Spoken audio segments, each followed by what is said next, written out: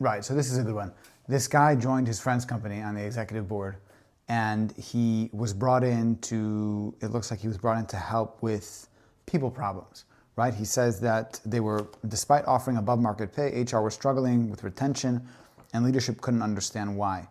So he puts into place all these processes around HR, around onboarding, around people management, and first of all, nothing changes. But second of all, he says that he's not getting any support. He's not getting any support from the other execs on the team, and he says himself, something which I think is the kernel of the answer to his problem here. He says, "I believe my main problem is that I was selling them solutions to problems that are not exactly problems for them. The CEO and other staff are supportive, but I'm running out of ideas."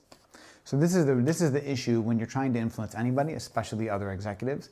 But when you're trying to implement any change on a team, what you have to get first is buy-in from the team. Okay, you can't just, people think, oh, a leader means I can come and top down, boom, land a solution on top of you. I can tell you what it is that I want you to do, and you're going to have to do it. And everything's just going to work out, right? And so this guy comes in, and he has all these different fantastic ideas about HR and people and team management and fantastic. He puts all this stuff into place, but nothing changes. And the reason that nothing changes is because the problem wasn't with the processes. Yes, it's a technical detail that we need to work out. Of course, the processes have to be in place. But the real problem was nobody, and he says it himself, nobody at the company saw the value of people. They were tech focused. They were focused on getting the job done. And they didn't care about the people. They didn't care about what was going on with them. And so if you're in a situation like this where you have this change that you want to bring to your team, you have a plan, you're a leader, and you want to drive change, the thing you need to do first is go to the people who you need to rely on to drive that change and get their buy-in.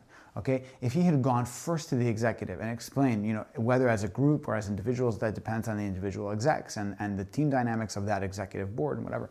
But if he goes to the execs and he says to them, listen, this is why it's important. These are the metrics that are going to change as a result. This is why our business needs to focus on people. And he gets that buy-in first.